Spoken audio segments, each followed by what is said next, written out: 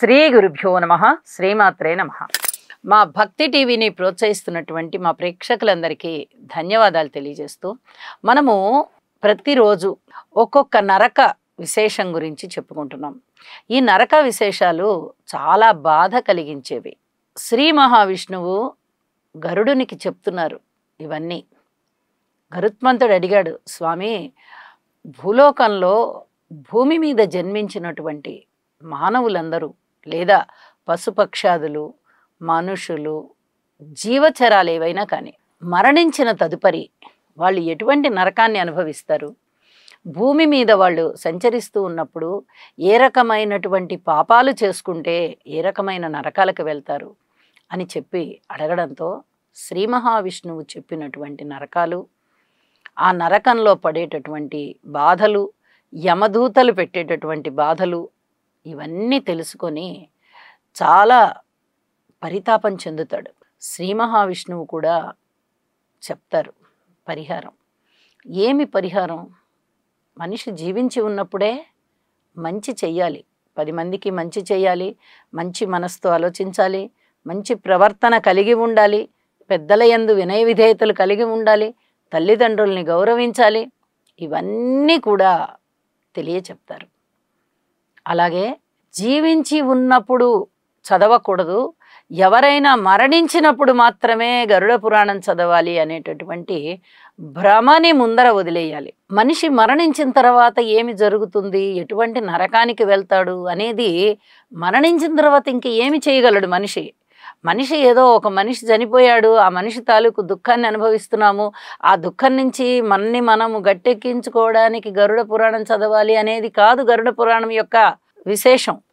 మనిషి ఏమిటి, జన్మ ఏమిటి, ఉత్తమ జన్మలు కలగాలంటే ఏమి చెయ్యాలి?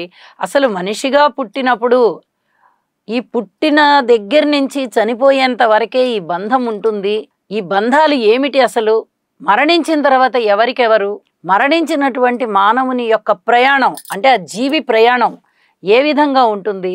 ఇలాంటివన్నీ తెలుసుకోవడం కోసం గరుడ పురాణం చదవాలి తప్ప, మనిషి మరణించిన తర్వాత మరణించిన తర్వాత ఈ రకమైన పాపాలు భూమి మీద చేసుకున్నాం కాబట్టి ఇప్పుడు మరణించిన తర్వాత ఫలానా నరకానికి వెళ్ళామని అప్పుడు తెలుసుకొని మానవుడు ఏం చేయగలుగుతాడు? ఆ జీవి ఏం చేయగలుగుతాడు? ఏమి చేయలేడు. చేతులు కాలిన తరువాత ఆకులు పట్టుకున్న సామెతే అయిపోతుంది. మనిషి జీవించి ఉండగానే గరుడ పురాణం అతి గొప్పదైనటువంటి పురాణం. దాన్ని తెలుసుకోవాలి, దానిలో ఉన్న అంశాలు అవగతం చేసుకోవాలి. మనిషి జీవించి ఉన్నప్పుడే ఒక మనిషికి ఎంతవరకు సంబంధ బాంధవ్యాలు ఉంటాయి అనేది తెలుసుకోవాలి. అలాగే మన జీవన క్రమంలో మన యొక్క పాత్ర ఏమిటి, మనము ధర్మాన్ని ఏ విధంగా ఆచరించుకోవాలి అనేది తెలుసుకోవాలి. అప్పుడు అది తెలుసుకొని ఆచరించినప్పుడు ఆ వ్యక్తి మరణించిన తదుపరి ఆ జీవుడు ఏ నరకానికి వెళ్ళబోడు, చక్కగా సుఖంగా స్వర్గానికి వెళ్ళిపోతాడు. ఉత్తమ గతులు వస్తాయి ఆయనకి.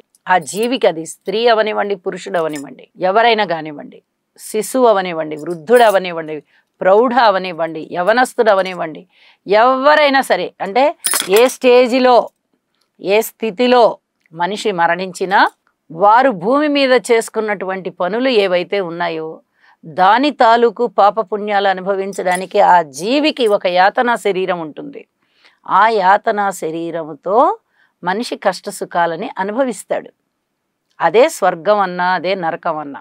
మరి ఈ స్వర్గ నరకాలు ఎటువంటి పాపాలు చేస్తే అనుభవిస్తారు? స్వర్గం అనేది పాపం చేస్తే అనుభవించేది కాదని ప్రతి ఒక్కరికి తెలుసు. మనము పెట్టుకున్న పేర్లే ఇవి. చక్కగా స్వర్గానికి వెళ్ళిపోయాడురా అంటే సుఖంగా ఉన్నాడు ఆయన. ఇంకొక జన్మ ఎత్తినా లేదా ఒకవేళ నిజంగానే సుఖము భోగము అనుభవించవలసి ఉన్నా ఆ యాతనా శరీరంతో సుఖంగా ఉన్నాడు ఆయన, ఏమి ఇబ్బంది లేదు ఆయనకి. కానీ పాపపు పనులు చేసినప్పుడు ఆయన ఖచ్చితంగా నరకానికి వెళ్తున్నాడు. ఇదే యాతనా శరీరం మరణించిన తర్వాత ఇంకా అదే ఉంటుంది ఎవరికైనా కానీ. ఆ యాతనా శరీరంతో అనేక రకాల శిక్షలు అనుభవిస్తున్నాడు ఆయన. ఎటువంటి పాపాలు చేశాడో ఆ రకమైన శిక్షలు అనుభవిస్తున్నాడు. ఒక్క పాపమే చేసి ఒక్క నరకానికి వెళ్తాడనేది లేదు. 10 రకాల పాపాలు చేసి 10 రకాల నరకాలకి వెళ్ళిన వాళ్ళు కూడా ఉంటారు. ఇక్కడ ఇప్పుడు సందంశ నరకం అనేటటువంటి ఒక నరకం ఉంది. దానిలో భూమి మీద జీవించి ఉన్నప్పుడు బంగారాన్ని దొంగతనం చేసిన, అలాగే సంగ్రహణ ఏదైనా కానీ డబ్బు దొంగతనం చేయడం, బంగారాన్ని దొంగతనం చేయడం, ఇతరత్రా లోహాలను దొంగతనం చేయడం, మళ్ళీ అది కప్పిపుచ్చుకునేందుకు అబద్ధాలు చెప్పడం, మేము చెయ్యలేదు అనేటటువంటి అబద్ధాలు చెప్పడం. అంటే ఒక బంగారం మిషతో ఒక బంగారాన్ని దొంగతనం చేశాడు. ఎవరికో అనుమానం వచ్చింది, నేను కాదు అనే సంకేతాలను ఇచ్చాడు, నాకు తెలీదు అనే సంకేతాలను ఇచ్చాడు. నోటితో చెప్పినా చెప్పకపోయినా ఇవన్నీ పాప పనులే. లేకపోతే కళ్ళతో సౌందర్య చేశాడు, నేను కాదు నాకేం తెలీదు అని. అమాయకమైన మొహం పెట్టాడు, నాకేం తెలియదండి అని. ఇవన్నీ కూడా పాప పనులే. మనిషి చూపుతో చేసినా, చేష్టతో చేసినా, సంజ్ఞతో చేసినా, కనులతో అభినయం చేసినా, మాటతో ఏదైనా చెప్పినా, వాడు చేసినటువంటి దొంగతనం ఒక అబద్ధం, ఒక నరకం, ఒక పాపం అయితే, వాడు చేసేటటువంటి ఈ సంజ్ఞల ద్వారా వాడు చేసినటువంటి పనిని కప్పిపుచ్చుకుంటున్నాడు, అది ఇంకొక పాపం అవుతుంది, అది ఇంకో పాపం అవుతుంది. లేదు నేను కాదు అని చెప్తే అదొక పాపం. ఇంకొకళ్ళ మీద చెప్పి అక్కడ సమర్థించడం, ఒకవేళ వాళ్ళేమోనని నాకు అనుమానంగా ఉందండి, వీళ్ళై ఉండొచ్చేమోనండి, వాళ్ళై ఉండొచ్చేమోనండి, ఇలాంటివి కూడా కొన్ని పాపాలే. ఇలాగ మనిషిని తప్పుదారి పట్టించడం, పక్కదారి పట్టించడం, ఇలాంటివన్నీ చేసేవాళ్ళు ఈ సందంశ నరకం అనేటటువంటి నరకంలో పడతారు. ఈ జీవుడు లోహాలతో ఎర్రగా కాలినటువంటి ఈ కొలుముల్లో ఉంటాయి కదా, ఆ ఎర్రగా కాలుస్తారు ఆ ఇనప చువ్వల్ని, వాటితో బంగార పనులు అవన్నీ పనిముట్లు అంటారు వాటిని. ఆ బంగార పనులు చేయడానికో లేదా ఇతరత్ర ఆ లోహాలకు సంబంధించిన పనులు చేయడానికో ఆ వస్తువుల్ని వాడతారు.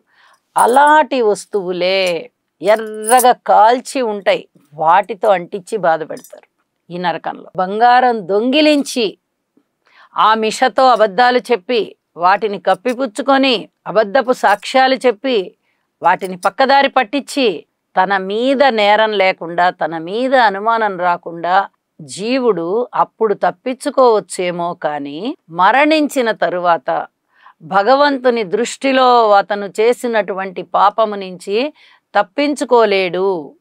మళ్ళీ ఈ సందంశ నరకంలో పడి అలాంటి లోహాలతోనే కాల్చినటువంటి ఆ ఇనుప చువ్వలతో ఈ జీవుడు ఆ బాధని అనుభవిస్తాడు. ఎంత కాలిన వస్తువులతో ఆ ఇనుప చువ్వలతో అంటించడం అంటే అది ఎంత బాధ ఉంటుందండి. అంటే మనిషి జీవించి ఉండంగా ఈ శరీరానికి ఎంత బాధ కలుగుతుందో ఇలాంటివి ఏమన్నా పొరపాటున అంటుకున్నట్టయితే ఈ యాతనా శరీరంతో ఉన్నటువంటి జీవికి కూడా అంతే బాధ కలుగుతుంది. మరి ఆయన నరకం అనుభవించాలి కదా, నరకంలో ఆ పాపాన్ని అనుభవించాలి కదా. కాబట్టి ఆ యాతనా శరీరాన్ని ఇస్తాడు భగవంతుడప్పుడు. ఆ యాతనా శరీరంతో ఈ రకమైన బాధలన్నీ అనుభవిస్తూ ఉంటాడు, బోరున విలపిస్తూ ఉంటాడు. భూమి మీద నేను జీవించి ఉన్నప్పుడు ఎందుకు ఇలాంటి పనులు చేశాను, అప్పుడు చెయ్యకుండా ఉన్నట్లయితే నేను ఇప్పుడు ఈ నరకాన్ని అనుభవించవలసి వచ్చేది కాదు కదా అని జీవుడు అనేక రకాలుగా బాధపడుతూ ఉంటాడు అని చెప్పి తెలియజేస్తూ ఉన్నాను. ఈ నరకం అలాంటిది. మనం ఇలాంటివన్నీ తెలుసుకుని భూమి మీద జీవించి ఉన్నప్పుడే మంచి పనులు చేద్దాం అనేటటువంటి ఆలోచనతో ముందరికి సాగుదామని చెప్పి తెలియజేస్తూ ఈ గరుడ పురాణంలో చెప్పిన మరిన్ని అంశాలు మరి వచ్చే ఎపిసోడ్స్లో తెలియచెప్పుకుందాము. నమస్కారం.